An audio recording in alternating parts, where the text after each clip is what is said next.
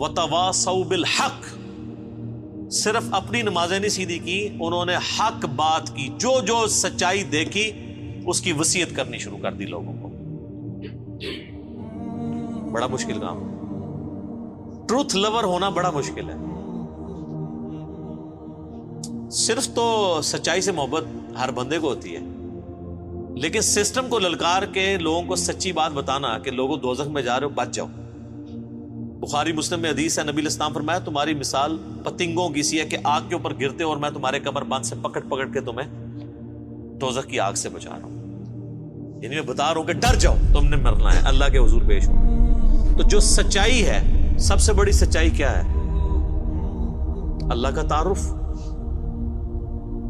اور یہ الحق کا لفظ اللہ نے قرآن کے لیے بھی استعمال کیا سورہ بنی اسرائیل میں، وَبِالْحَقِّ أَنزَلْنَاهُ وَبِالْحَقِّ نَزَلَ، ہم نے اس قرآن کو حق کے ساتھ اتارا اور یہ حق کے ساتھ اترا۔ حق عربی میں کہتے ہیں پرپسفل، با مقصد چیز، یعنی یہ قرآن ایک مقصد کے تحت نازل ہوا۔ تو حق بات کی وصیت کرتے رہے، جہاں جہاں انہوں نے سچائی دیکھی لوگوں کو بتایا کہ یہ ہونا ہے، آخرت کی تیاری کر لو۔ کہیں ظلم کے خلاف کھڑا ہونا پڑا ہے سچائی کے ساتھ تو کھڑے ہوئے، یہ نہیں دیکھا میری تعداد کتنی ہے۔ حسین ابن علی ایک رول ماڈل ہے نا امت میں، سچائی کے لیے کھڑے ہوئے۔ اور جب آپ حق بات کریں گے، اس کا الٹیمیٹ نتیجہ یہ ہے کہ آپ کو مار پڑے گی۔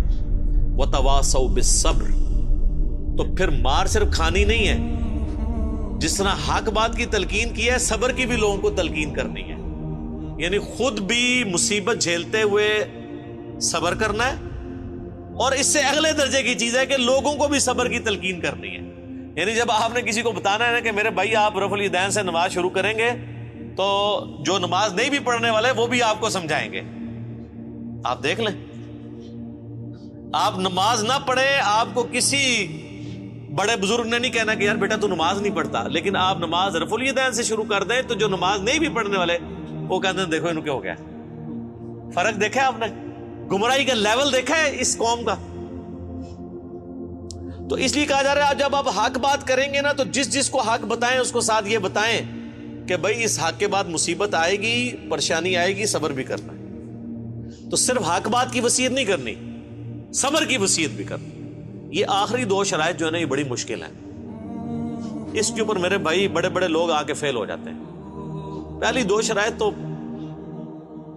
آپ کسی چوک میں کھڑے ہو کے کہنا جی میں نے آج رات کو کھڑے ہو کے اتنے نوافل پڑھے ہیں، لوگ کہیں گے جی ماشاءاللہ بہت اچھی بات ہے، لیکن اسی چوک میں آپ کھڑے ہو کے کہیں کہ یہ جو تماشا تم لوگوں نے یہاں لگایا ہوا ہے اندر سے میں نے نہیں ہونے دینا، تو آپ دیکھ لیں پھر آپ کے ساتھ وہ کیا کرتے ہیں۔ نہ آپ کی داڑھی کا لحاظ کریں گے، آپ کی نمازوں کا لحاظ کریں گے، نہ کچھ اور کریں گے،